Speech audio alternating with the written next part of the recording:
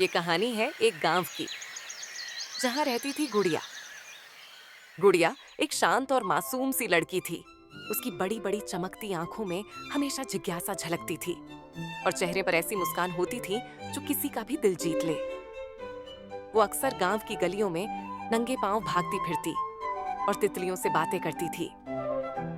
हर सुबह वो अपने स्कूल को जाती, नीला स्कर्ट, सफेद शर्ट, पीठ पर छोटा सा बस्ता और हाथ में टिफिन। वहीं गांव के खेतों के पास रहता था एक छोटा सा चूहा, भोलू। उसकी आंखों में चमक थी और चाल में चालाकी। हर दिन वो छोटे छोटे चावल के दाने बटोरता, ओस की बूंदों से बचते बचते खेलता, मस्ती करता। उसकी दुनिया छोटी थी, लेकिन दिल बड़ा और उम्मीदों से भरा हुआ था।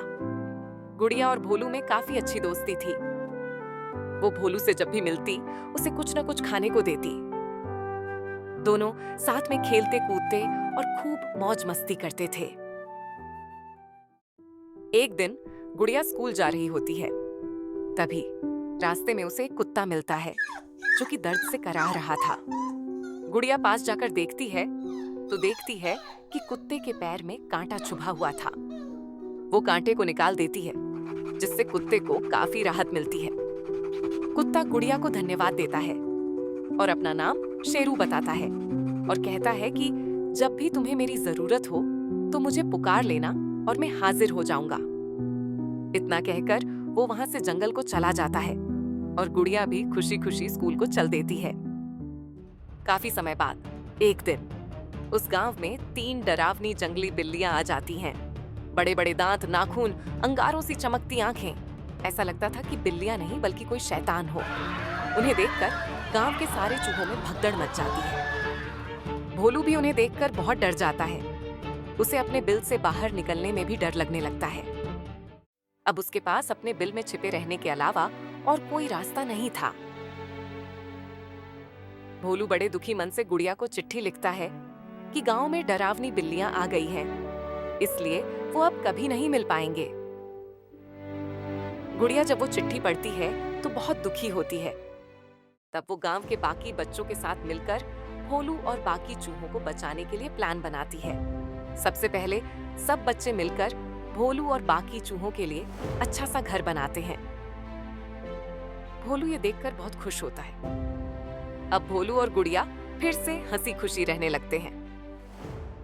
लेकिन फिर एक दिन वो बिल्लियां भोलू के घर को तोड़ देती हैं।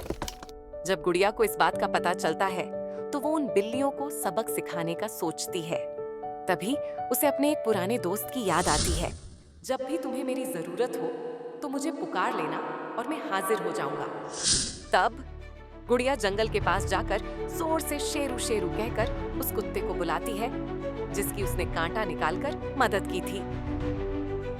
गुड़िया की आवाज सुनकर शेरू जंगल से दौड़ता हुआ आ जाता है और गुड़िया से पूछता है, बताओ दोस्त, मुझे कैसे याद किया?